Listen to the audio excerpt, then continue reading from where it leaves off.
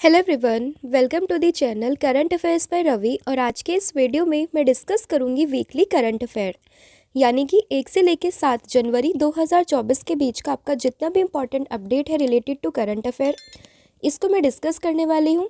आज के दिन हम लेके आते हैं वीकली रिवीजन को, जिसमें पूरे हफ्ते का आपका कंटेंट ये रिवाइज हो जाता है। ये पूरी वीडियो आपके एग्ज़ाम के पॉइंट ऑफ व्यू से काफ़ी इंपॉर्टेंट है, क्योंकि शॉर्ट टाइम में हम आपका पूरा यहाँ पर एक हफ्ते को कवर करा देते हैं। तो बिना देरी करे शुरू कर लेते हैं आज की वीडियो को। और आज की वीडियो का पहला प्रश्न है, 1 जनवरी 2024 को भारत का पहला एक्सरे पोलैरीमीटर ये उपग्रह किसके द्वारा लॉन्च किया गया? तो देखिए, लॉन्च किया जा चुका है किसके द्वारा? भारत के स्पेस एजेंसी इसरो के द्वारा। तो ऑप्शन नंबर जो ए है ये आपका यहाँ पर सही हो जाएगा। इसरो इसकी फुल फॉर्म है इंडियन स्पेस रिसर्च ऑर्गेनाइजेशन, और इसी के द्वारा 1 जनवरी 2024 को भारत का पहला एक्सरे पोलैरीमीटर ये लॉन्च किया गया है। तो ऑप्शन नंबर ए ये आप यहाँ पर याद रखेंगे। इसके अलावा यहाँ पर आप एक करंट फैक्ट को और याद रख सकते हैं कि अभी लीफ एरिक्सन लूनर प्राइज़ भी किसको मिला है? इसरो को मिला है। क्यों? क्योंकि उसने जो अपना चंद्रयान 3 मिशन लॉन्च किया था 14 जुलाई 2023 को, उसी के लिए इसको लीफ एरिक्सन लूनर प्राइज़ ये मिला है। ये आपका करंट का फैक्ट था, इंपॉर्टेंट था, इसलिए मैंने यहाँ पर आपको बताया है। तो ध्यान रहेगा, 1 जनवरी 2024 को भारत का पहला एक्सरे पोलैरीमीटर ये उपग्रह लॉन्च किया जाएगा इसरो के द्वारा। ऑप्शन नंबर जो ए है ये आपका यहाँ पर सही हो जाएगा। तो देखिए, 1 जनवरी को ये लॉन्च किया गया और इसका पर्पस क्या है? ब्लैक होल और एक्सरे से उत्सर्जित करने वाले जो भी आपके खगोलीय पिंड हैं उनके बारे में स्टडी करना। क्योंकि कोई भी अगर हम मिशन को चलाते हैं, कुछ भी अगर हम उपग्रह लॉन्च करते हैं, तो उसके पीछे कोई ना कोई पर्पस रहता है। तो एक्सरे पोलैरीमीटर का पर्पस क्या है? इसका पर्पस है कि जो भी ब्लैक होल है और आपका जो जितने भी ऐसे मटेरियल हैं जो कि एक्सरे को एमिट करते हैं, उनकी स्टडी को करना। कई बार ये शॉर्ट फॉर्म में भी लिखा सकता है, इसको शॉर्ट में कहेंगे एक्सपोसेट। अगर आपसे कोई पूछे कि एक्सपोसेट मिशन को किसके द्वारा लॉन्च किया गया, या फिर उपग्रह, बेसिकली आप मोर प्रिसाइज अगर हम कहें कि एक्सपोसेट उपग्रह ये किसके द्वारा लॉन्च किया गया है, तो ये किया गया है इसरो के द्वारा। एक्सपोसेट की फुल फॉर्म क्या है? तो इसकी फुल फॉर्म है एक्सरे पोलैरीमीटर सैटेलाइट। इससे पहले अगर हम बात करें नासा की, तो नासा ने एक पहले ही अपना पहला उपग्रह ये लॉन्च कर चुका है एक्सरे के लिए, जो कि है IXPE, जिसकी फुल फॉर्म है इमेजिंग एक्सरे पोलैरीमेट्री एक्सप्लोरर। तो ये भी आप याद रखेंगे। फिर है, केंद्र सरकार ने 16वें वित्त आयोग का चेयरमैन किसे नियुक्त किया है? तो देखिए, अगर हम बात करें केंद्र सरकार की, तो इसने अपना 16वें वित्त आयोग का चेयरमैन ये नियुक्त किया है किसको? डॉक्टर अरविंद पनगड़िया को। ऑप्शन नंबर जो बी है ये आपका यहाँ पर सही हो जाएगा। तो देखिए, डॉक्टर अरविंद पनगड़िया की अगर हम बात करें, तो आपने नीति आयोग का नाम ज़रूर सुना होगा। तो ये उसके पूर्व उपाध्यक्ष भी रह चुके हैं और ये कोलंबिया विश्वविद्यालय के प्रोफेसर भी हैं, ठीक है। और इससे पहले अगर हम बात करें, ये तो बने 16th फाइनेंस कमीशन के, लेकिन अगर हम बात करें 15वीं फाइनेंस कमीशन की, तो उसके जो चेयरमैन थे वो कौन थे? NK सिंह थे। अब उनको हटाकर नए चेयरमैन कौन बनेंगे 16वें फाइनेंस कमीशन के? तो ये बनेंगे अरविंद पनगड़िया। तो ये भी आपको ध्यान रखना है। वित्त आयोग के बारे में अगर हम बात करें, तो ये एक संवैधानिक संस्था है। संवैधानिक संस्था होने का मतलब ये होता है कि वो जो संस्था है ये आपके भारतीय संविधान में लिखी होती है। जैसे कि UPSC हुआ आपका, यूनियन पब्लिक सर्विस कमीशन, इसके बारे में जिक्र कहाँ पर है? इसके बारे में जिक्र भी कहाँ पर है? संविधान में है। ऐसे ही फाइनेंस कमीशन, वित्त आयोग का जिक्र भी संविधान में है, इसलिए इसको हम संवैधानिक संस्था के नाम से जानते हैं। और भारतीय संविधान के अनुच्छेद 280 में इसका जिक्र किया हुआ है। अब आपके दिमाग में आएगा कि फाइनेंस कमीशन का काम क्या होता है? तो फाइनेंस कमीशन का काम होता है केंद्र और राज्यों के बीच में जो पैसा है वो कैसे बटेगा, कितना बटेगा, और ये सब इन सब चीज़ों की देखरेख कौन करता है? फाइनेंस कमीशन करता है।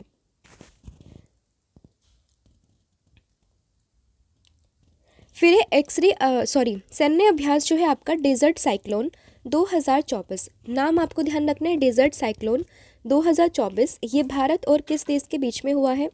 तो सैन्य अभ्यास जो है डेजर्ट साइक्लोन ये हुआ है भारत और UAE के बीच में, यानी कि यूनाइटेड अरब अमीरात्स के बीच में।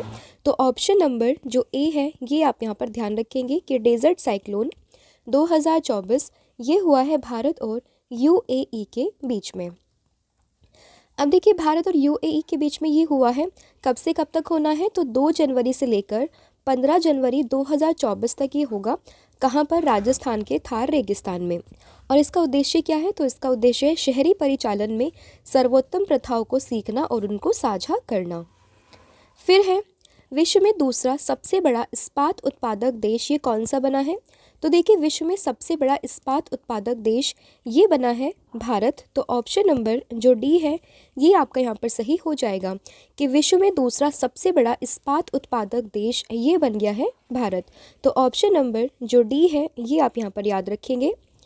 अब देखिए कि दुनिया का दूसरा सबसे बड़ा इस्पात उत्पादक देश ये बन गया है भारत। और वहीं अगर हम बात करें भारत की, तो इसने टारगेट रखा है कि साल 2050 तक ये 435 मेट्रिक टन इस्पात उत्पादन करने की संभावना रखता है। ठीक है, अब ये तो है दुनिया का दूसरा। अब आप मुझे बताओगे कि दुनिया का पहला सबसे बड़ा इस्पात उत्पादक देश ये कौन सा बना है। इसके अलावा ये इंपॉर्टेंट फैक्ट भी है आपके लिए कि भारत स्पंज आयरन का दुनिया का सबसे बड़ा उत्पादक और चीन और अमेरिका के बाद में दुनिया का तीसरा सबसे बड़ा तैयार स्टील का उपभोक्ता है। तो ये आपका एक्स्ट्रा फैक्ट है, इसको भी आप याद रखेंगे। और आप मुझे बताओगे कि दुनिया का सबसे बड़ा इस्पात उत्पादक देश ये कौन सा बना है, जबकि भारत ये बना है दुनिया का दूसरा सबसे बड़ा इस्पात उत्पादक देश। फिर है 2023 फीडे विश्व रैपिड शतरंज चैंपियनशिप ये किसने जीती है। तो देखिए अगर हम बात करें 2023 फीडे विश्व शतरंज चैंपियनशिप तो ये जीती है मैग्नस कार्लसन ने। तो ऑप्शन नंबर जो ए है ये आपका यहाँ पर सही हो जाएगा कि मैग्नस कार्लसन ने 2023 फीडे विश्व रैपिड शतरंज चैंपियनशिप ये अपने नाम की है। तो देखिए ये काफ़ी चर्चित खिलाड़ी है, तो उनकी कंट्री का नाम भी आपको ध्यान रखना है। ये बिलोंग करते हैं कहाँ से? नॉर्वे से। तो नॉर्वे के हैं शतरंज खिलाड़ी जिनका नाम है मैग्नस कार्लसन। इन्होंने साल 2023 फीडे वर्ल्ड रैपिड शतरंज चैंपियनशिप का खिताब अपने नाम किया है और इन्होंने रिकॉर्ड 5वीं बार ये खिताब अपने नाम किया है। और ये हुआ कहाँ पर था? तो आयोजन स्थल था इसका समरकंद, जो कि कहाँ पर है? उज्बेकिस्तान में है। इसके अलावा देखिए ये भी करंट फैक्ट है कि अगस्त 2023 में जो मैग्नस कार्लसन है इन्होंने भारत के ग्रैंड मास्टर जिनका नाम है रमेश बाबू प्रज्ञानंद इनको हराकर जो फीडे विश्व कप का खिताब है ये अपने नाम किया था। तो ये भी आप याद रखेंगे। फिर है राष्ट्रपति द्रौपदी मुर्मू कहाँ पर आयोजित होने वाले कार्बी युवा महोत्सव में भाग लेंगी। तो देखिए अगर हम बात करें हमारे देश की राष्ट्रपति द्रौपदी मुर्मू जी की, तो ये असम में होने वाले कार्बी युवा महोत्सव में भाग लेंगी। तो ऑप्शन नंबर जो ए है ये आपका यहाँ पर सही हो जाएगा कि असम में होने वाले कार्बी युवा महोत्सव में पार्टिसिपेट करेंगी कौन? राष्ट्रपति द्रौपदी मुर्मू। अब देखिए ये कब होगा? तो 17 जनवरी को कार्बी आंगलोंग जिले के तारला गसो दीफू में आयोजित होने वाले इस महोत्सव की स्वर्ण जयंती में हमारे देश की जो राष्ट्रपति हैं द्रौपदी मुर्मू ये भाग लेंगी। अगला क्वेश्चन है डेविड वार्नर से संबंधित कि डेविड वार्नर ने अभी ओडीआई क्रिकेट से संन्यास लेने की घोषणा की है। ये किस देश से संबंधित है? तो देखिए अगर हम बात करें डेविड वार्नर की तो आपने इनका नाम ज़रूर सुना होगा अगर आपको क्रिकेट काफ़ी पसंद है। तो डेविड वार्नर जो ये बिलोंग करते हैं ऑस्ट्रेलिया से। ऑप्शन नंबर जो ए है ये आपका यहाँ पर सही हो जाएगा। फिर पाकिस्तान में चुनाव के लिए पहली बार हिंदू महिला ने नॉमिनेशन भरा है, उनका नाम क्या है?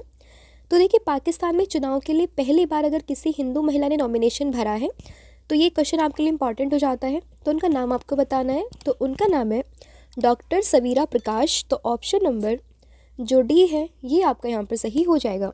देखिए नाम इनका सवीरा प्रकाश है लेकिन लिखने में कहीं कहीं सवेरा लिखा हुआ है, कहीं सवीरा लिखा हुआ है। तो आपको ध्यान रखना है कि यही इनका नाम है सवीरा प्रकाश, जो कि पहली हिंदू महिला बनी है जिन्होंने पाकिस्तान में चुनाव के लिए अपना नॉमिनेशन भरा है।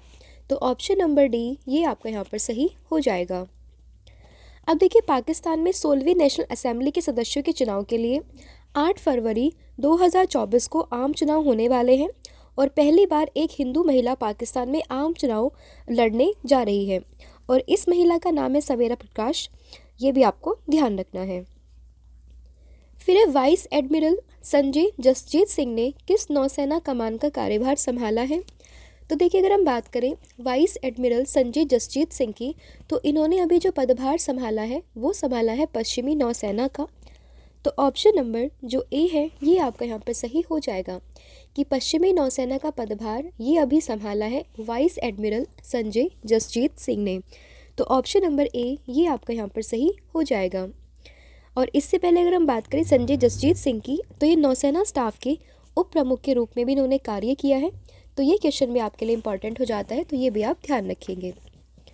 अगला क्वेश्चन है, दुनिया की सबसे बड़ी radio telescope square kilometre array observatory परियोजना में कौन सा देश शामिल हुआ है? तो देखिए, दुनिया की सबसे बड़ी radio telescope square kilometre array observatory, जिसको शॉर्ट में यहाँ पर लिखा हुआ है SKAO, इस परियोजना में अभी एक देश शामिल हुआ है। इसका नाम क्या है? तो इसका नाम है भारत। तो ऑप्शन नंबर जो ए है ये आपका यहाँ पर सही हो जाएगा। ठीक है, कि SKAO स्क्वाओ ये करके भी आप बोल सकते हो कि इस परियोजना में जो शामिल हुआ है देश, इसका नाम है भारत।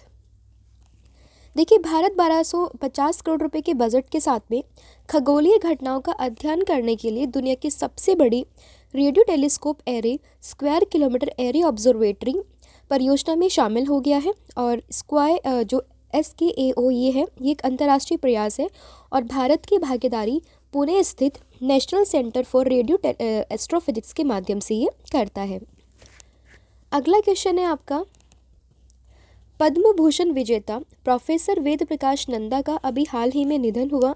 तो आपसे पूछा है कि प्रोफेसर वेद प्रकाश नंदा को जो पद्म भूषण है ये किस वर्ष प्राप्त हुआ?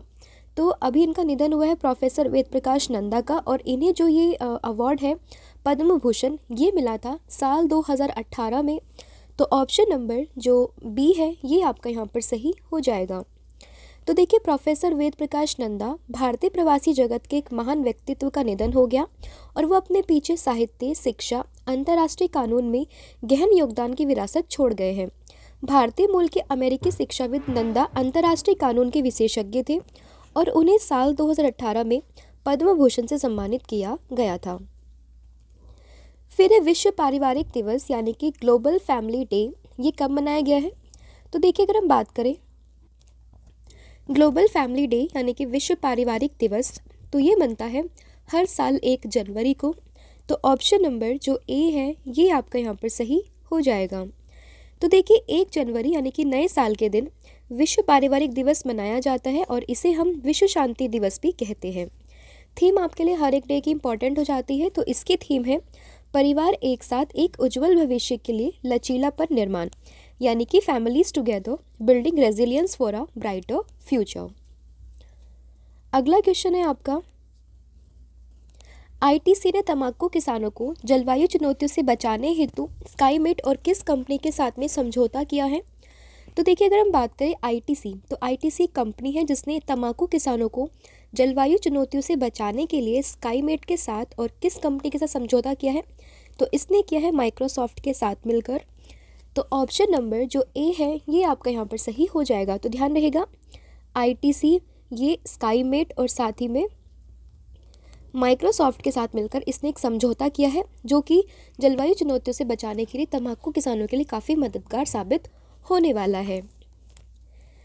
तो देखिए, ITC ने जलवायु परिवर्तन के कारण भारत में तंबाकू किसानों के सामने बढ़ती चुनौतियों का समाधान करने के लिए माइक्रोसॉफ्ट और स्काईमेट के साथ समझौता किया है।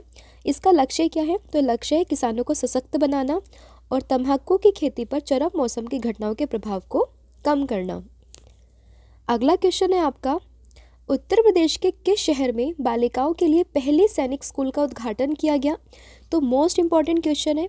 अभी वैसे भी यूपी के काफ़ी सारे एग्जाम्स जो है वो लाइनअप है, तो उसी में क्वेश्चन आपके लिए काफ़ी इंपॉर्टेंट हो जाता है कि किस शहर में बालिकाओं के लिए पहले सैनिक स्कूल का उद्घाटन किया गया? तो ये किया गया है उत्तर प्रदेश के मथुरा जिले के वृंदावन में। तो ऑप्शन नंबर जो डी है ये आपका यहाँ पर सही हो जाएगा।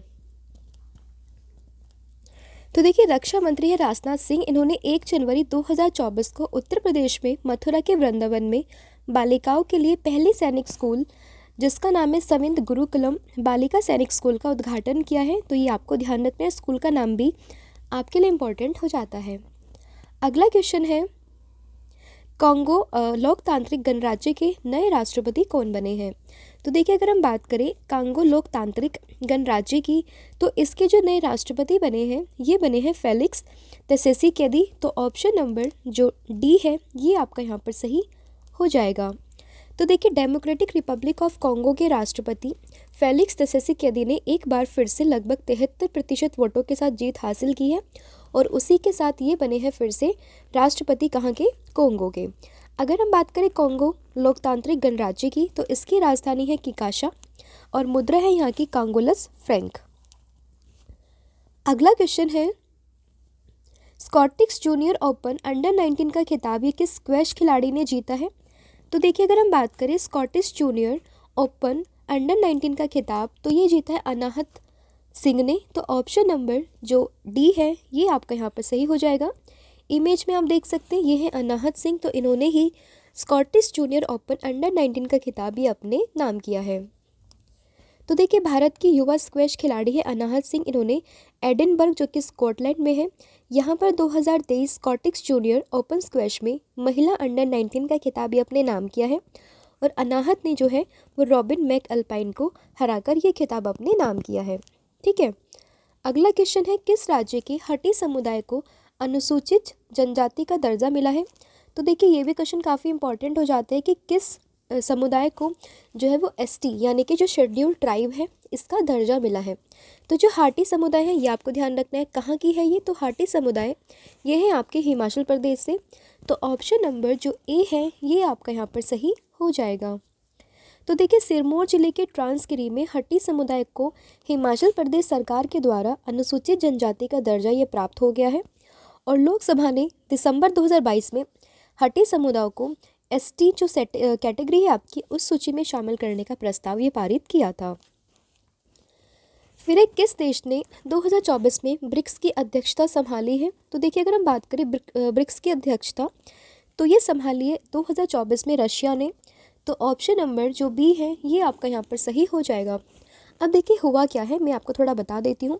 अब आप सोचोगे कि अगर हम ऑर्डर से चलें, जैसे कि ब्रिक्स है आपका, तो लास्ट टाइम तो ये होता साउथ अफ्रीका में, तो उस हिसाब से टर्न आना था किसका? ब्राज़ील का, लेकिन अध्यक्षता कौन कर रहा है? रशिया। ऐसा क्यों? तो जानते हैं। देखिए, 2024 में होने वाले ब्रिक्स सम्मेलन की मेजबानी को लेकर ब्राज़ील ने अपने हाथ खड़े कर दिए। क्यों? क्योंकि इसी साल G20 ये भी ब्राज़ील में होगा और उसके अलावा ब्रिक्स भी कहाँ पर होगा? ब्राज़ील में। तो फिर वो दोनों रिस्पॉन्सिबिलिटी एक साथ नहीं संभाल पा रहे हैं, तो इसलिए उन्होंने बोला है कि हम G20 की प्रेसिडेंसी कर सकते हैं, लेकिन जो ब्रिक्स है वो रशिया, उन्होंने बोला है वो रशिया करेगा। तो ठीक है, तो इसीलिए अब ब्राज़ील नहीं करेगा, तो ये जो सम्मेलन की मेजबानी है ये करेगा रशिया। हालांकि रशिया 2025 में करने वाला था, लेकिन अब ये करेगा साल 2024 में, ध्यान रहेगा। और ये कहाँ पर होगी? रूस के कजान शहर में यह सम्मेलन आयोजित किया जाएगा। अगला क्वेश्चन है, किस देश के राष्ट्रपति जेवियर माइली ने ब्रिक्स की सदस्यता को अस्वीकार कर दिया? तो देखिए, अगर हम बात करें जेवियर माइली, तो पहले आप याद रखेंगे कि ये राष्ट्रपति बने हैं कहाँ के? अर्जेंटीना के, और अर्जेंटीना ने अभी ब्रिक्स की सदस्यता को अस्वीकार कर दिया है। तो ऑप्शन नंबर जो ए है ये आपका यहाँ पर सही हो जाएगा।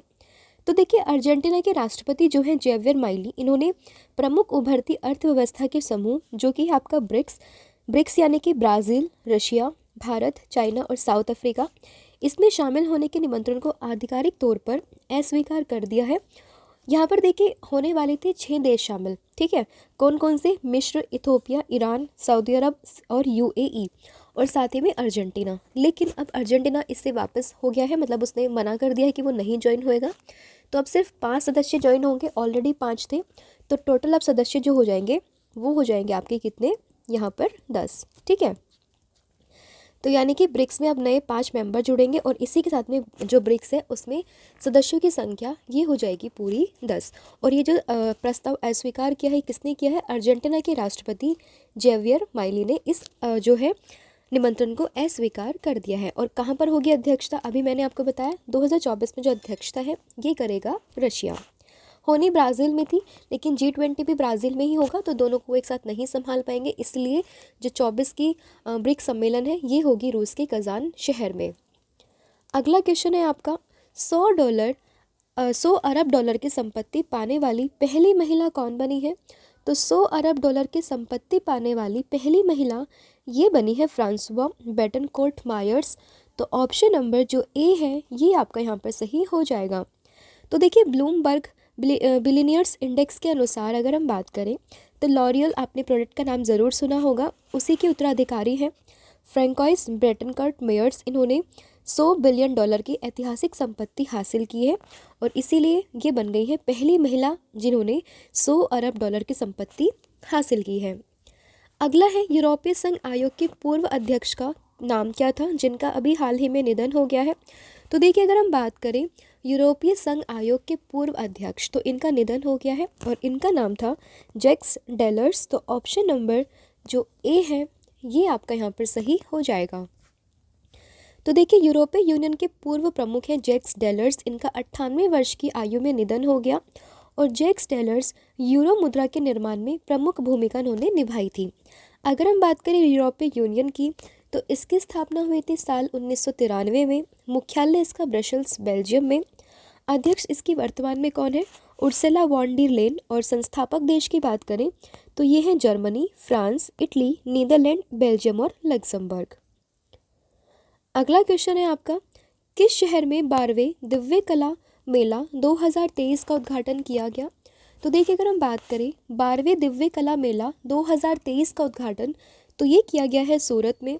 ऑप्शन नंबर जो ए है ये आपका यहाँ पर सही हो जाएगा। तो देखिए, दिव्यांगजन सशक्तिकरण विभाग सूरत गुजरात में दिव्य कला मेला का आयोजन ये कर रहा है और ये 29 दिसंबर 2023 से 7 जनवरी 2024 तक आयोजित किया जाएगा। दिव्य कला मेला एक व्यापक मंच है जो दिव्यांग व्यवसाय और कारीगरों को उनके कौशल और उत्पादों को सार्वजनिक रूप से प्रदर्शित करने का एक अवसर प्रदान करता है। फिर एक किस शहर में राजस्थान का पहला स्नेक पार्क ये खुलेगा? तो देखिए, अगर हम बात करें राजस्थान का पहला स्नेक पार्क, तो ये खुलेगा कोटा में। ऑप्शन नंबर जो बी है ये आपका यहाँ पर सही हो जाएगा। तो देखिए, राजस्थान के कोटा के बंदी रोड पर स्थित हर्बल पार्क में इस स्नेक पार्क का उद्घाटन किया जा रहा है और इस पार्क में 29 भारतीय सहित 4 अमेरिकन प्रजाति के सांपों को रखा जाएगा।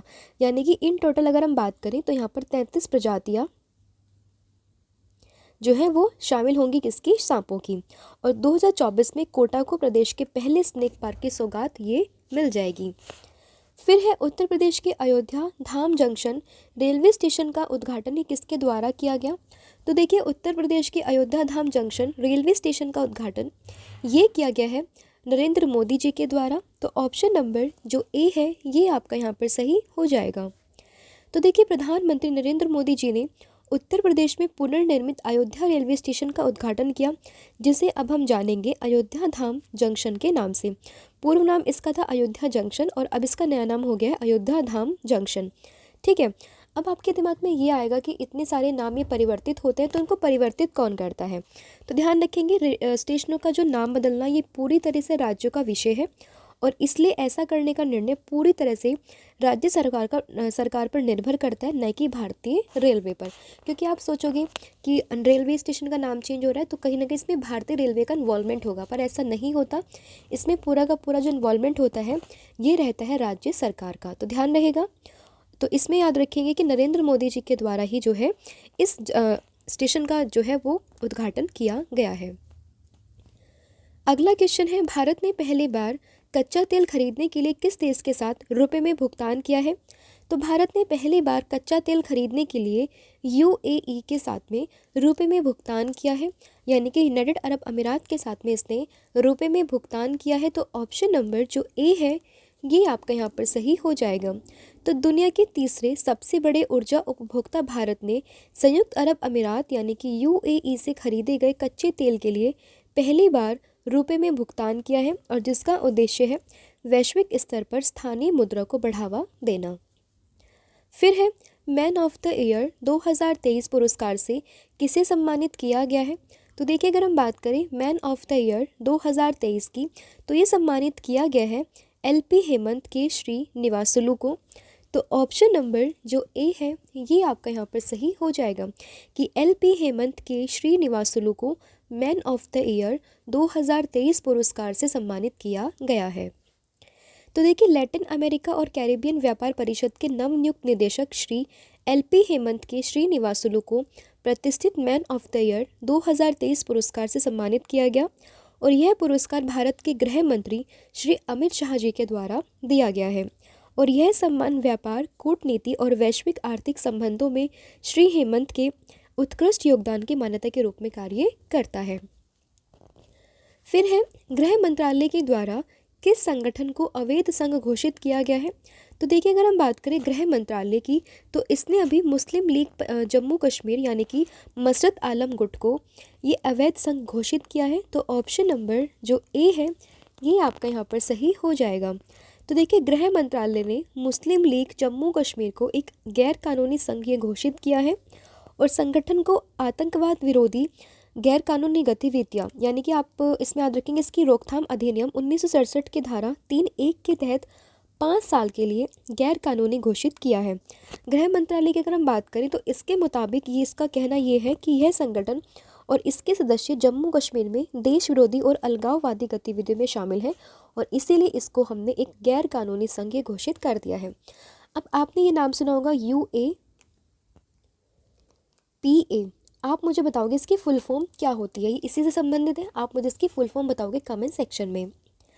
अगला क्वेश्चन है पृथ्वी के मेंटल की जांच करने के लिए किस देश ने ड्रिलिंग जहाज मैंगजियांग लॉन्च किया है।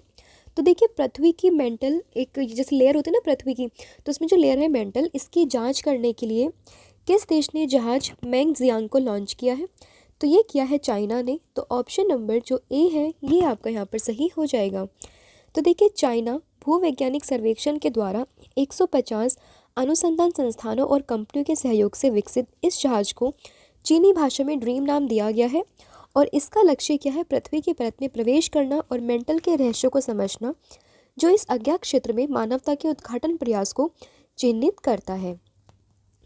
फिर भारत की पहली पनडुब्बी पर्यटन सुविधा किस स्थान पर शुरू की जाएगी। तो भारत की पहली पनडुब्बी पर्यटन सुविधा ये शुरुआत किया जाएगा गुजरात में। तो ऑप्शन नंबर जो बी है ये आपका यहाँ पर सही हो जाएगा।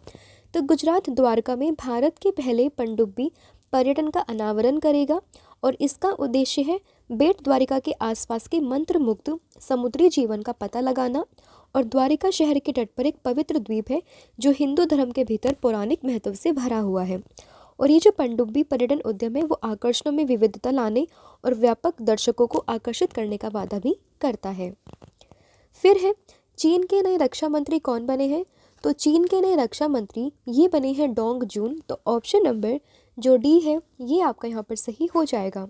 तो देखिए चीन ने हाल ही में डोंग जून को अपना नया रक्षा मंत्री नामित किया है जो देश के सैन्य नेतृत्व में एक महत्वपूर्ण परिवर्तन का प्रतीक है। डोंग की अगर हम बात करें तो इससे पहले अगस्त 2021 से नौसेना के कमांडर के रूप में भी इन्होंने कार्य किया था। फिर है हमारी पीडीएफ जिसके बारे में मैं आपको कई बार बता चुकी हूँ। दोनों ही पीडीएफ आपके लिए काफ़ी इंपॉर्टेंट है, एक है करंट अफेयर की और एक है आपकी पॉलिटी की। करंट अफेयर में आपको लास्ट 11th मंथ का पूरा कंपाइलेशन देखने के लिए मिलेगा, वहीं पॉलिटी में आपको पूरा 5000 से ज़्यादा क्वेश्चन के साथ में पूरा पॉलिटी यहाँ पर कवर कराया जाएगा। दोनों ई बुक को आप परचेज़ कर सकते हो, लिंक आपको डिस्क्रिप्शन में मिलेगी, वहाँ पर जाकर आप इनको डायरेक्टली परचेज़ कर सकते हो। अदरवाइज़ आप हमारी वेबसाइट पर विजिट कीजिए जिसका नाम है www.ravibooks.pdf.com। यहाँ पर जाकर आपको सभी पीडीएफ जो है वो आसानी से अवेलेबल हो जाएगी। फिर है उपराष्ट्रपति जो है जगदीप धनखड़, ये किस विश्वविद्यालय के पदेन चांसलर के रूप में नियुक्त किया गया है। तो देखिए अगर हम बात करें उपराष्ट्रपति जगदीप धनखड़ जी की, तो इन्हें अभी पौंडुचेरी विश्वविद्यालय के चांसलर के रूप में नियुक्त किया गया है। तो ऑप्शन नंबर जो ए है ये आपका यहाँ पर सही हो जाएगा। तो देखिए भारत के उपराष्ट्रपति है जगदीप धनखड़ जी, इन्हें अभी पदेन चांसलर नियुक्त किया है और किसके अधिनियम के तहत। तो 1985 के कानून 1(1) के तहत इन्हें ये जो है नियुक्त किया गया है। नियुक्ति का महत्व क्या है। तो देखिए जगदीप धनखड़ देश में एक प्रमुख स्थान रखते हैं, आफ्टर ऑल वो हमारे देश के उपराष्ट्रपति हैं। तो कुलाधिपति के रूप में उनकी भागीदारी से जो विश्वविद्यालय है उसको एक नया दृष्टिकोण मिलेगा और साथ ही साथ में अंतर्दृष्टि आने की भी उम्मीद है।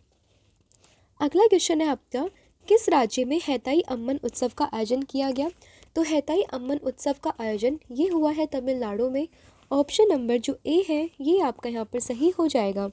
तो देखिए प्रतिवर्ष तमिलनाडु के नीलगिरी जिले में बाड़ागा समुदाय के हज़ारों लोग सबसे बड़े त्यौहार जो कि हैताई अम्मन में भाग लेते हैं और इस अवसर पर वे देवी हैताई अम्मा को अपना सम्मान देते हैं।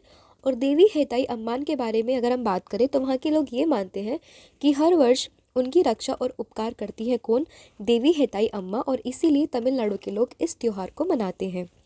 और तमिल महीने की अगर हम बात करें तो उसमें जो मार्गजी में पूर्णिमा के बाद पहले सोमवार को इसको हम आयोजित करते हैं। हम यानी कि तमिल के लोग। अगला क्वेश्चन है, भारतीय स्पेस एजेंसी इसरो खुफिया क्षमता को बढ़ावा देने के लिए 5 सालों में कितने उपग्रह को लॉन्च करेगा? तो ये करेगा 50 उपग्रह को लॉन्च। तो ऑप्शन नंबर जो ए है ये आपका यहाँ पर सही हो जाएगा। तो देखिए, इसरो अगले 5 वर्षों में महत्वपूर्ण स्थानिक खुफिया जानकारी एकत्र करने के लिए 50 उपग्रह लॉन्च करेगा और ये उपग्रह हज़ारों किलोमीटर के दायरे में विभिन्न गतिविधियों का पता लगाने में सक्षम है और ये उपग्रह जियो इंटेलिजेंस जुटाने में मदद करेंगे। इसरो पृथ्वी की अलग अलग कक्षाओं में उपग्रह को स्थापित करेगा। ये सेना की गतिविधि और हज़ारों किलोमीटर के क्षेत्र की तस्वीरें इकट्ठा करने में भी सक्षम है। फिर है, किस राज्य सरकार ने आदिवासियों और दलितों के लिए वृद्धा पेंशन लाभार्थियों की आयु घटाकर 50 वर्ष कर दी है? तो ये करी है झारखंड सरकार ने। तो ऑप्शन नंबर जो सी है ये आप यहाँ पर याद रखेंगे। फिर है, किस स्पेस एजेंसी के द्वारा फीस्ट सॉफ्टवेयर लॉन्च किया गया है? तो फीस्ट सॉफ्टवेयर की बात करें तो ये लॉन्च किया गया है भारतीय स्पेस एजेंसी इसरो ने। तो ऑप्शन नंबर जो सी है ये आपका यहाँ पर सही हो जाएगा। अब इसका उपयोग क्या है? तो इसका उपयोग है रॉकेट, विमान, उपग्रह, भवन आदि सहित विभिन्न प्रकार की संरचनाओं का परिमित तत्व विश्लेषण करने के लिए किया जाएगा। इसरो की बात करें, मुख्यालय है बेंगलुरु में। स्थापना हुई थी 15 अगस्त 1969 में और वर्तमान में इसके अध्यक्ष तो ये एस सोमनाथ। अगला क्वेश्चन है, किस राज्य सरकार के द्वारा प्रमुख पहल अभय हस्तम को लॉन्च किया गया है? तो अभय हस्तम की बात करें, इसको लॉन्च किया है तेलंगाना की सरकार ने। ऑप्शन नंबर जो सी है ये आपका यहाँ पर सही हो जाएगा। अब देखिए, पहल जो है अभय हस्तम, इस कार्यक्रम के माध्यम से अपने वादों को यानी कि तो तेलंगाना सरकार अपने वादों को पूरा करने और लोक कल्याण को बढ़ावा देने के प्रति सरकार के समर्पण को दर्शाती है। फिर इंडियन ऑयल के अगले निदेशक यानी कि मानव संसाधन निदेशक के रूप में किसे नियुक्त किया है? तो देखिए, इंडियन ऑयल ने अपने अगले निदेशक यानी कि मानव संसाधन के रूप में किसे नियुक्त किया है? तो ये नियुक्त किया गया है रश्मि गोविल को। तो ऑप्शन नंबर जो बी है ये आपका यहाँ पर सही हो जाएगा। तो देखिए, रश्मि गोविल सार्वजनिक क्षेत्र की इंडियन ऑयल कॉरपोरेशन की नई निदेशक होंगी और गोविल जो है वो रंजन कुमार महापात्र की जगह लेंगी। वो आईओसी में 1994 में शामिल हुई थी और लगभग 3 दशकों से अभी तक ये कंपनी के साथ जुड़ी हुई है। अगर हम बात करें इंडियन ऑयल कॉरपोरेशन का, इसका मुख्यालय है न्यू दिल्ली में और इसकी स्थापना हुई थी 3 जून 1959 में। फिर किस स्पेस एजेंसी के द्वारा गॉड ऑफ केओस क्षुद्र ग्रह का अध्ययन करने के लिए एक मिशन शुरू किया गया है? तो ये शुरू किया गया है अमेरिकी स्पेस एजेंसी नासा के द्वारा। तो ऑप्शन नंबर जो डी है ये आपका यहाँ पर सही हो जाएगा। तो देखिए, गॉड ऑफ केओस का अर्थ होता है अराजकता के देवता और ये शुद्ध ग्रह है जो कि वर्ष 2029 में पृथ्वी के करीब से होकर गुजरेगा और अमेरिकी अंतरिक्ष एजेंसी जो है नासा, इसने इस शुद्ध ग्रह के अध्ययन के लिए फिर से मिशन को शुरू किया है। फिर किस भारतीय अभिनेत्री को हुंडई मोटर इंडिया लिमिटेड की ब्रांड एम्बेसडर ये नियुक्त किया है? तो ये नियुक्त किया गया है दीपिका पादुकोण को। ऑप्शन नंबर जो ए है ये आपका यहाँ पर सही हो जाएगा। फिर अर्धसैनिक बलों के आधिकारिक संरक्षण दस्तावेज को साझा करने के लिए किस ऐप को विकसित किया गया? तो ये ऐप को विकसित किया संदेश ऐप को। ऑप्शन नंबर जो ए है ये आपका यहाँ पर सही हो जाएगा। तो देखिए, डेटा सुरक्षा को मजबूत करने और स्वदेशी प्रौद्योगिकी को प्राथमिकता देने के उद्देश्य से एक रणनीतिक कदम में अर्धसैनिक बल नए साल में सभी आधिकारिक संचार और दस्तावेज साझा करने के लिए सेंट या फिर संदेश ऐप को अपनाएगा। फिर किस राज्य सरकार ने ड्रोन मिशन स्थापित करने की मंजूरी दी है? तो ये दी है महाराष्ट्र सरकार ने। ऑप्शन नंबर जो ए है ये आपका यहाँ पर सही हो जाएगा। तो देखिए, महाराष्ट्र सरकार ने ड्रोन मिशन स्थापित करने की मंजूरी दे दी है और इस मंजूरी में सुरक्षा, निगरानी, आपदा के दौरान राहत और बचाव कार्य, दूर दराज के इलाकों में दवाइयाँ और टीके पहुँचाने, बुनियादी ढांचा परियोजनाओं और यातायात प्रबंधन की निगरानी के लिए कार्य किए जाएंगे और इस मिशन से महाराष्ट्र वैश्विक स्तर पर ड्रोन का प्रमुख केंद्र बन जाएगा। फिर उत्तर प्रदेश के अयोध्या में महर्षि वाल्मीकि अंतर्राष्ट्रीय हवाई अड्डे का उद्घाटन किसके द्वारा किया गया? तो ये उद्घाटन किया गया है किसके द्वारा? नरेंद्र मोदी जी के द्वारा। ऑप्शन नंबर जो ए है ये आपका यहाँ पर सही हो जाएगा। फिर किस स्पेस एजेंसी ने फाल्कन हैवी रॉकेट से मिशन USSF 52 के तहत अमेरिकी सैन्य अंतरिक्ष यान X-37B को लॉन्च किया है? तो ये किया है स्पेस एक्स ने। ऑप्शन नंबर जो ए है ये आपका यहाँ पर सही हो जाएगा। तो देखिए अमेरिकी सेना के रहस्यमय X-37B स्पेस क्राफ्ट को एक अनुसंधान मिशन के लिए स्पेस एक्स के फाल्कन हैवी रॉकेट के द्वारा अंतरिक्ष में भेजा गया और इस स्पेस क्राफ्ट को फ्लोरिडा में स्थित नासा के कैनेडी स्पेस सेंटर से लॉन्च किया गया है। फिर विश्व ब्रेल दिवस ये कब मनाया गया? तो विश्व ब्रेल दिवस की बात करें तो ये मनाया गया है 4 जनवरी को। ऑप्शन नंबर जो सी है ये आपका यहाँ पर सही हो जाएगा। तो देखिए संयुक्त राष्ट्र महासभा के द्वारा 6 नवंबर 2018 को एक प्रस्ताव पारित किया गया था जिसमें हर साल 4 जनवरी को ब्रेल लिपि की खोज करने के लिए लुईस ब्रेल के जन्मदिन यानी कि 4 जनवरी को वर्ल्ड ब्रेल दिवस के रूप में मनाने का निर्णय लिया गया है। पहली बार इस दिन को 4 जनवरी 2019 को मनाया गया था, ये भी आप ध्यान रखेंगे। और थीम क्या है? तो थीम है समावेश और विविधता के माध्यम से सशक्तिकरण यानी कि empowerment through inclusion and diversity. फिर है संयुक्त राष्ट्र में भारत का स्थायी प्रतिनिधि किसे नियुक्त किया गया है? तो देखिए अगर हम बात करें यूएन में भारत का स्थायी प्रतिनिधि तो ये नियुक्त किया गया है अरिंदम बागची को। तो ऑप्शन नंबर जो बी है ये आपका यहाँ पर सही हो जाएगा। तो देखिए विदेश मंत्रालय में अतिरिक्त सचिव जो है अरिंदम बागची को संयुक्त राष्ट्र में भारत का स्थायी प्रतिनिधित्व नियुक्त किया गया है। यूएन की बात करें स्थापना हुई थी 1945 में, मुख्यालय है न्यूयॉर्क पे। वर्तमान में अध्यक्ष तो ये एंटोनियो गुटेरेस। फिर नौसेना स्टाफ के उप प्रमुख का पदभार किसने संभाला है? तो नौसेना स्टाफ के उप प्रमुख का पदभार ये संभाला है दिनेश के त्रिपाठी ने। ऑप्शन नंबर जो ए है ये आपका यहाँ पर सही हो जाएगा। तो देखिए वाइस एडमिरल दिनेश के त्रिपाठी ने 4 जनवरी 2024 को नौसेना के उप प्रमुख का पदभार संभाला है और इससे पूर्व वाइस एडमिरल दिनेश त्रिपाठी ने पश्चिमी नौसेना कमान के flag officer commanding in chief के रूप में भी कार्य किया है। भारतीय नौसेना की बात करें स्थापना हुई थी 26 जनवरी 1950 में। नौसेना अध्यक्ष हैं एडमिरल आर हरि कुमार और हम नौसेना दिवस मनाते हैं 4 दिसंबर को। फिर है कोहरे की स्थिति के दौरान सुचारू रेल संचालन के लिए लगभग 20,000 जीपीएस आधारित फोग पास डिवाइस किसने स्थापित की है? तो ये स्थापित की है भारतीय रेलवे ने। ऑप्शन नंबर जो बी है ये आपका यहाँ पर सही हो जाएगा। तो देखिए फोग पास डिवाइस एक जीपीएस आधारित नेविगेशन डिवाइस है जो कि लोको पायलट को घने कोहरे की स्थिति में ट्रेन चलाने में काफ़ी मदद करता है। ये पहल ट्रेन सेवाओं की विश्वसनीयता में सुधार, देरी को कम करने और समग्र यात्री सुरक्षा को बढ़ावा देने की दिशा में एक बहुत ही महत्वपूर्ण कदम है। फिर राजस्थान के किस शहर में पुलिस महानिदेशकों और महानिरीक्षकों के 58वें अखिल भारतीय सम्मेलन का आयोजन किया जाएगा? तो ये होगा जयपुर में। ऑप्शन नंबर जो ए है ये आपका यहाँ पर सही हो जाएगा। तो देखिए पुलिस महानिदेशकों और महानिरीक्षकों का 58वां अखिल भारतीय वार्षिक सम्मेलन ये जयपुर राजस्थान में आयोजित किया जाएगा। 5 से लेकर 7 जनवरी के बीच में आयोजित होने वाले इस 3 दिवसीय सम्मेलन में आतंकवाद विरोधी गतिविधियों, उग्रवाद विरोधी और साइबर सुरक्षा जैसे महत्वपूर्ण विषयों पर चर्चा की जाएगी। फिर है फेथ टूरिज्म एसोसिएशन के अध्यक्ष के रूप में किसे नियुक्त किया गया है? तो ये नियुक्त किया गया है पुनीत छतवाल को। ऑप्शन नंबर जो डी है ये आपका यहाँ पर सही हो जाएगा। फेथ की फुल फॉर्म है federation of association Indian tourism and hospitality. फिर एक किस देश के प्रधानमंत्री पेट फियाला 10वीं वाइब्रेंट गुजरात वैश्विक निवेशक शिखर सम्मेलन में मुख्य अतिथि होंगे? तो ये होंगे चेक गणराज्य के प्रधानमंत्री। तो ऑप्शन नंबर जो सी है ये आपका यहाँ पर सही हो जाएगा। तो देखिए चेक गणराज्य के प्रधानमंत्री है पेट फियाला। वो 10 से लेके 12 जनवरी तक गांधीनगर में होने वाले vibrant Gujarat global investor summit के 10वें संस्करण में मुख्य अतिथि होंगे और इस संस्करण का विषय है गेटवे टू द फ्यूचर। और ये द्विवार्षिक आयोजन वैश्विक नीति निर्माताओं, राजनयिकों, व्यापारिक नेताओं और निवेशकों के सहयोग, साझेदारी को बढ़ावा देने और निवेश के अवसरों का पता लगाने के लिए एक महत्वपूर्ण मंच के रूप में कार्य करता है। फिर एक किसके द्वारा राम मंदिर राष्ट्र मंदिर एक साझी विरासत का विमोचन किया गया? तो ये विमोचन किया है आरिफ मोहम्मद खान ने। तो ऑप्शन नंबर जो ए है ये आपका यहाँ पर सही हो जाएगा।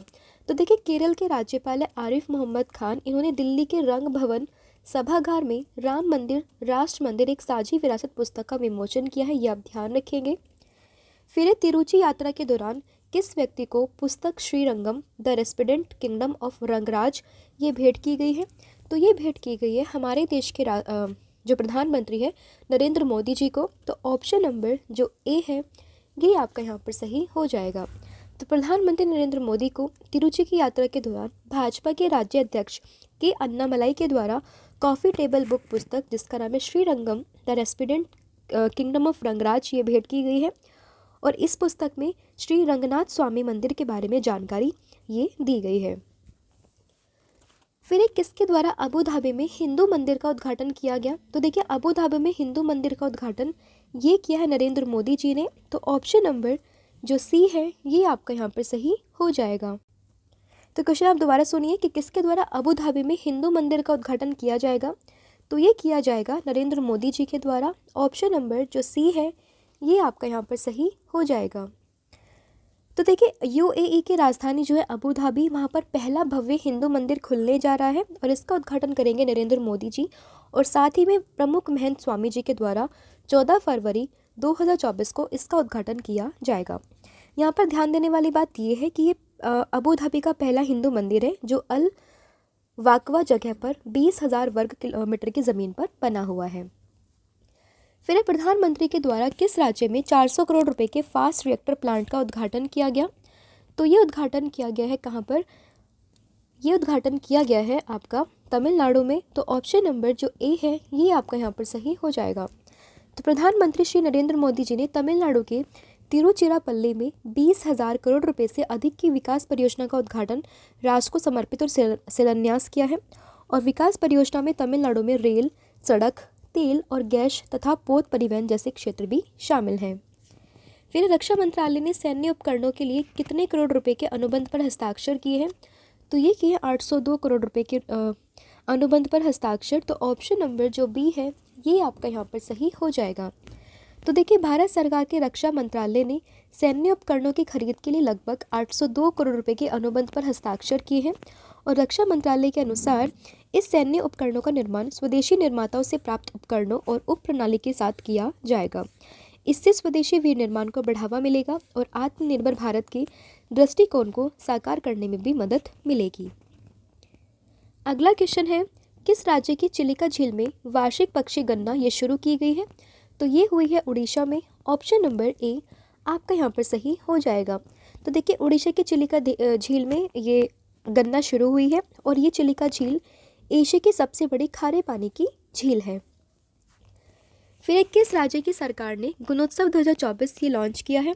तो ये किया असम की सरकार ने। ऑप्शन नंबर ए आपका यहाँ पर सही हो जाएगा। तो देखिए असम की सरकार के द्वारा जो गुणोत्सव 2024 है ये लॉन्च किया गया, ये भी लॉन्च किया गया, ये भी आपको ध्यान रखना है। तो देखिए गुणोत्सव असम सरकार के द्वारा राज्य के सभी प्राथमिक और माध्यमिक विद्यालयों को शामिल करने के उद्देश्य शुरू किया गया कार्यक्रम है। और इसका उद्देश्य शिक्षकों, छात्रों, प्रशासकों और स्थानीय समुदायों को सक्रिय रूप से शामिल करके जवाबदेही बढ़ाना और शिक्षा की गुणवत्ता में सुधार करना है।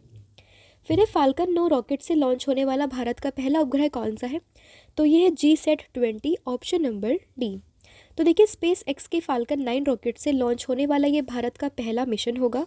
और इसरो की वाणिज्यिक शाखा न्यू स्पेस इंडिया लिमिटेड ने घोषणा की है कि भारत अपनी अगली पीढ़ी के भारी संचार उपग्रह GSAT-20 या GSAT-N2 को लॉन्च करने के लिए स्पेस एक्स के फाल्कन 9 रॉकेट का इस्तेमाल करेगा। फिर यूरोपीय निवेश बैंक के अध्यक्ष बनने वाली पहली महिला कौन बनी है? तो ये बनी है Nadia Calvino. Option number B. यूरोपीय निवेश बैंक की बात करें, स्थापना हुई थी 1958 और मालिक है इसका कौन? यूरोपीय संघ के सभी सदस्य देश और अध्यक्ष है इसकी नादिया कैल्विनो। फिर किस राज्य में 108 स्थानों पर एक साथ सबसे अधिक लोगों के द्वारा सूर्य नमस्कार करने का गिनीज वर्ल्ड रिकॉर्ड बना है? तो ये बना है गुजरात में। ऑप्शन नंबर जो सी है ये आपका यहाँ पर सही हो जाएगा। फिर स्वदेश दर्शन 2.0 योजना में किस वन्यजीव अभयारण्य को शामिल किया गया? तो ये शामिल किया गया है डेब्रीगढ़ वन्यजीव अभयारण्य को। ऑप्शन नंबर जो डी है ये आपका यहाँ पर सही हो जाएगा। तो देखिए पर्यटन मंत्रालय ने डेब्रीगढ़ वन्यजीव अभयारण्य को स्वदेश दर्शन 2.0 योजना में शामिल किया है। और स्वदेश दर्शन कार्यक्रम भारत सरकार के पर्यटन मंत्रालय के द्वारा साल 2015 में शुरू किया गया था, जो 100% केंद्रीय फंड की योजना है। फिर किस देश की रानी मार्गरेट द्वितीय ने 52 वर्षों के बाद अपने पद को छोड़ने की घोषणा की है? तो ये की है डेनमार्क की रानी ने। तो ऑप्शन नंबर जो बी है ये आपका यहाँ पर सही हो जाएगा।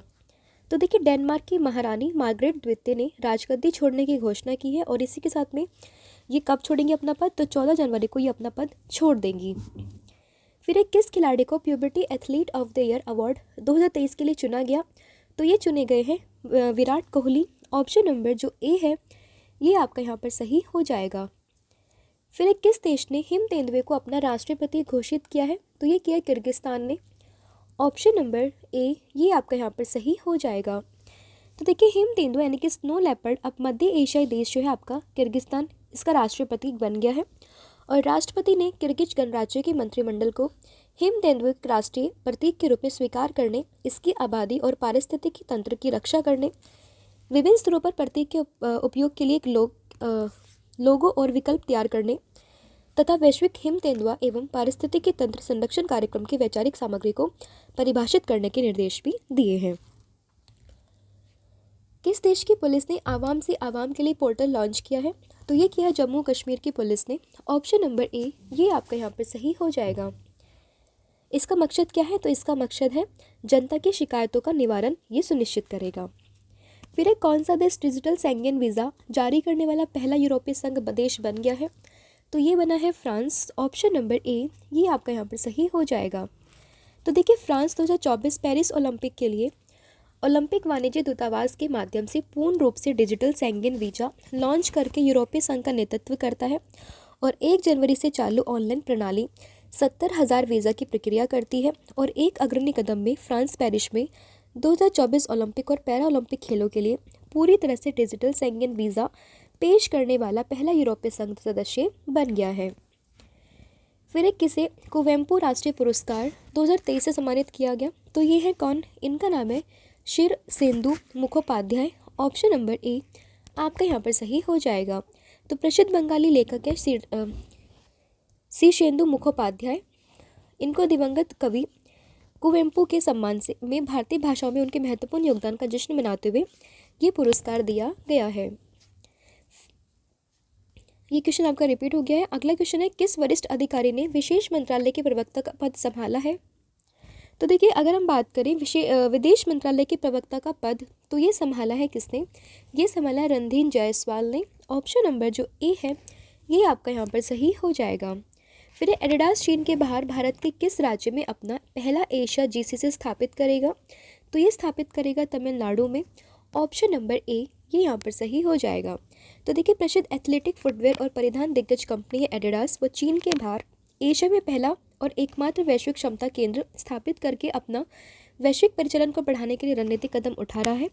जर्मन निगम जिसका मुख्यालय जो है हर्जो ज़ेरिंगनॉच बवेरिया में है, वो चेन्नई में अपना ग्लोबल बिजनेस सर्विसेज हब स्थापित करने के लिए तैयार है। तो याद रहेगा एडिडास जो है वो भारत में अपना पहला एशिया जीसीसी स्थापित करेगा, कहाँ पर, तमिलनाडु में। तो ये थे आपके टॉप 70 क्वेश्चन। हालांकि इसमें क्वेश्चन आपका रिपीट हो गया है, तो ध्यान रखेंगे। हमने यहाँ पर डिस्कस किया आपके साथ सभी इंपॉर्टेंट क्वेश्चन जो आपका पूरा एक हफ्ते का रिवीजन था। अब मैं आपसे पूछूंगी टेस्ट के क्वेश्चन जिसके आंसर आप मुझे कमेंट सेक्शन में दोगे। तो पहला क्वेश्चन है दुनिया की सबसे बड़ी radio telescope square kilometre array observatory परियोजना में कौन सा देश शामिल हुआ है, इसका आंसर आप मुझे बताओगे। और अगला क्वेश्चन आप सभी के लिए कि 1 जनवरी 2024 को भारत का पहला एक्स-रे पोलैरीमीटर उपग्रह किसके द्वारा लॉन्च किया गया है, तो इसका भी आंसर आप मुझे कमेंट सेक्शन में दोगे।